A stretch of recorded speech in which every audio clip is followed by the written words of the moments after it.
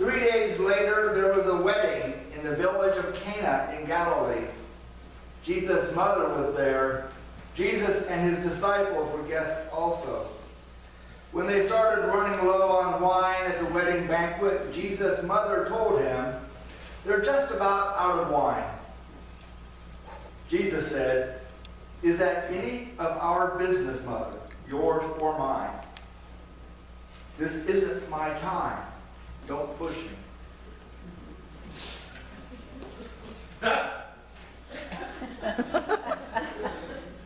This is serious stuff. No, I'm glad you got that joke. Jesus said, it's such a good joke, I was going to tell it again. She went ahead anyway, telling the servants, "Whatever he tells you, do it." 6 stoneware water pots were there, used by the people for ritual washing. Each held 20 to 30 gallons. Jesus ordered the servants, "Fill the pots with water," and they filled them to the brim. "Now fill your pitchers and take them to the host," Jesus said, and they did. When the host tasted the water that had become wine, he didn't know what had happened, but the servants, of course, did. He called out to the bridegroom, "Everyone I know begins with their finest wine, and after the guests have had their fill, brings in the cheap stuff. But you've saved the best till now." This act in Cana of Galilee was the first sign Jesus gave, the first glimpse of his glory, and his disciples believed in him. This is the word of God for the people of God. Thanks be to God. This is an interesting lesson. If you look at the 4 gospel accounts that are in the scriptures, only John has this story. Matthew, Mark, Luke don't mention a wedding at all. I wonder why that is. We'll get there. Fun thing about this 2nd chapter of John is that not only does he discuss or present a scene from everyday life, a wedding, but he couples it with a more familiar scene, the scene of Jesus clearing the temple. The other 3 accounts have this clearing scene at the end of Jesus' ministry. John has it at the beginning. So what I want to point out this morning is that when we read the Bible, there are frequently parallels, brackets, if you will, that hold the story in a dynamic tension. And, well, let's just start with the wedding. How many of you have been to a wedding? Okay, just about everybody. How many of you have planned a wedding other than your own? Okay, several more hands go up. Did everything go according to plan? Either yours or somebody else's? Absolutely. Absolutely. Okay. Uh-huh. I would always tell couples, regardless of their age, as they come to make their wedding plans with me, I say, something will go wrong. Don't worry about it. The more bizarre the situation, the better the story will be when you're in the nursing home. So, in this scene, this everyday event, well, it didn't go according to plan. You know, I wonder why. I mean, the had to know how many guests were coming. They had to plan out. Running out of wine or any supplies in a first century Jewish wedding would have been, oh my gosh, not just frowned upon. It was a faux pas from which you would never recover. You would always be known as that family who didn't supply the needs of their guests. Bad, bad thing. But what if I told you that this story isn't about a wedding? The point of John including this in his account of the gospel wasn't to tell us about first century Jewish wedding practices. And that's okay. So if it wasn't about a wedding, it must be about the wine. Now, some of you know the story about Belinda and I when we were first dating. I was trying to impress her how sophisticated I was, and I asked her if she wanted wine with her supper. And she said, sure. I said, do you like white or red? And I think she said red, even though we weren't having meat. But I opened the refrigerator, and there were two of the finest boxes from Walmart. Now, I thought I was being all that. But for someone who had actually stocked grapes in Italy, Walmart wasn't, all that. But this story isn't about wine. This is not a story about how Jesus turns water into wine. As impressive as that is. Wow. So what is it about? Say Jesus. The what? Say Jesus. Say Jesus. There you go. When in doubt, say Jesus. This story is about Jesus. It's not about where he is or what he did. It's simply the fact that he was there. Now, in all of the stories that describe some action of Jesus, particularly the ones that we often call miracles. Now, John doesn't use the word miracle to describe these actions of Jesus. He calls them signs.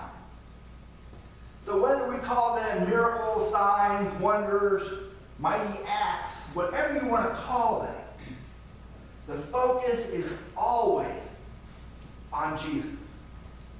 Never about what he did or where he did it or why he did it. It's always about the fact that he is there in the midst of the people. So, this story, which is not about a wedding and not about the wine, is about Jesus. And it fits a pattern that all of John's stories have. The first part is, let's set the scene, the preamble, if you will. A wedding. Where? What? Where? Cana of Galilee. And for those of you who are church nerds, it doesn't matter which Cana of Galilee it was. And there's like 5 places that have been identified as this particular village. I'll let you figure out where they are. But this is a fun story. I'm having fun with this. And particularly looking at these blushing brides over here that remember the day. Tell a bride that it's not about her. No.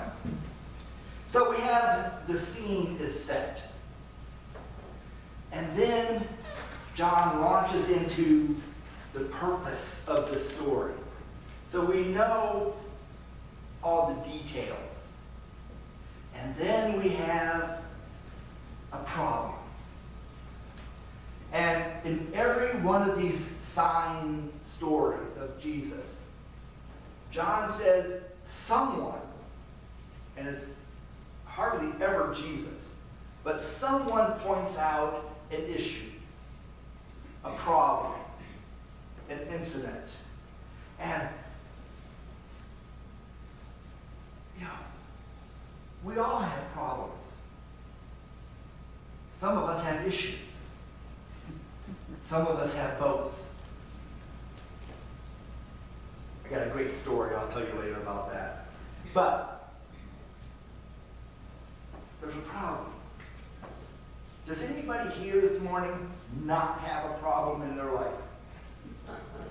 Some of your problem is me, so I'll take that as a yes.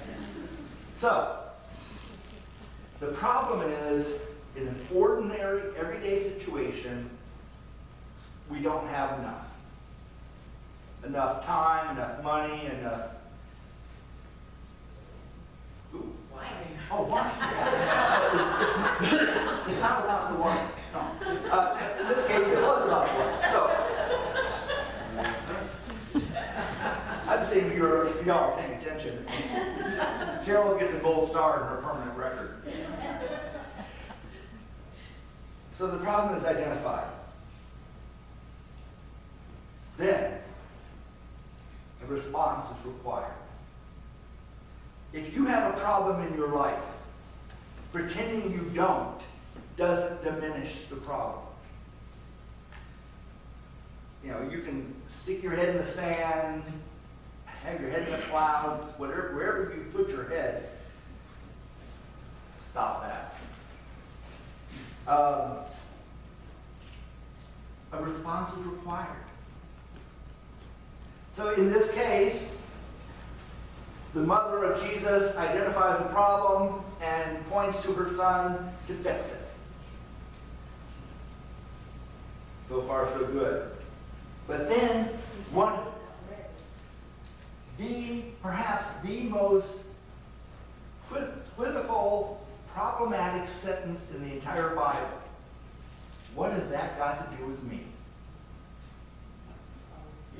I mean, I don't care if it's the 1st century or the 21st century.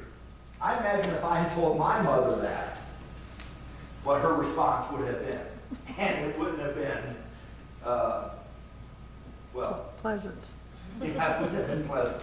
Because then she would have told my dad, and it really would not have been pleasant. But she goes to the only source that can fix the problem. And Jesus does. But, again, this is not about the wine. This isn't about the wedding. It's about Jesus' presence. And this is the point of John's including this in the 2nd chapter. The response. What do you make of this? The host or the MC or he had different name titles. His response was, hey, this is good stuff. This isn't from Walmart. This isn't Boone's Farm or Mogan David or any of the other Mad Dog 2020. Don't ask me how I know all that, but this is the good stuff. This is the top shelf stuff.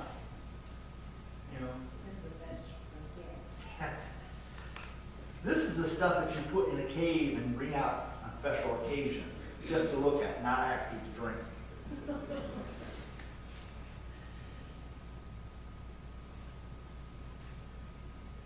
Jesus' disciples, they have a different response. They don't say, hey, we got good wine. Or, hey, this is a pretty cool trick. Water into wine. What does John record? They believed. They believed in him. Not because of the act, but the fact that he was in their midst, sharing with them the Word of God.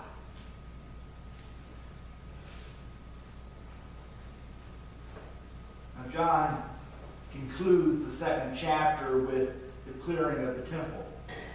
And at first you might say, well, what does the one have to do with the other? But they're brackets. They're the all-encompassing. If you lost the rest of the Bible in its entirety, but could keep the second chapter of John, you would have enough. Because in the first story, the story that took place at a wedding, the fact that Jesus is here in the ordinary, in the everyday, in life, and shares it with us, points to the incarnation of God in our midst. Because if there is no incarnation, our faith, our religion, ceases to have any purpose. If we can accept the fact that Jesus is God and that God is with us, then suddenly everything takes on a different meaning and a different purpose. But then you get to the clearing of the temple. Do you notice that in the first story, there were 6 water jars of holding between 20 to 30 gallons. That's between 120 and 180 gallons of water. If the entire village had been invited to this wedding, if they had done every cleansing ritual possible, they wouldn't have needed that much. Likewise, 120 to 180 gallons of wine, good or bad, nobody could have drunk that much. They would have had to call in the nearest legion to help drain the pot. But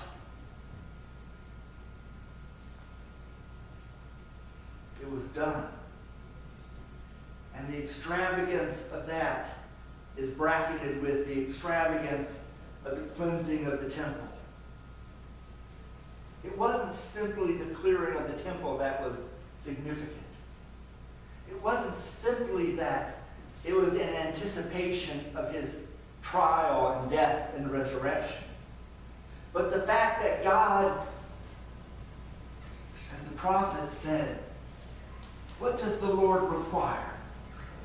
But to do justice, to love mercy, and to walk humbly with your God. That wasn't present in the temple. That's why Jesus cleared it out. It's not that they were bad people. It's just that what they were doing had no meaning in God's house. So we come back to Cana. This particular story ends with John saying that after this, Jesus and his mother and his disciples went down to Capernaum. And there they stayed several days. John doesn't tell us what they did during those several days. But we know that Jesus was there. And we know that his disciples believed in him. And we know that his mother understood that her son was more than just a child. More than just another rabbi. He was God. And God was with them. Amen. Amen.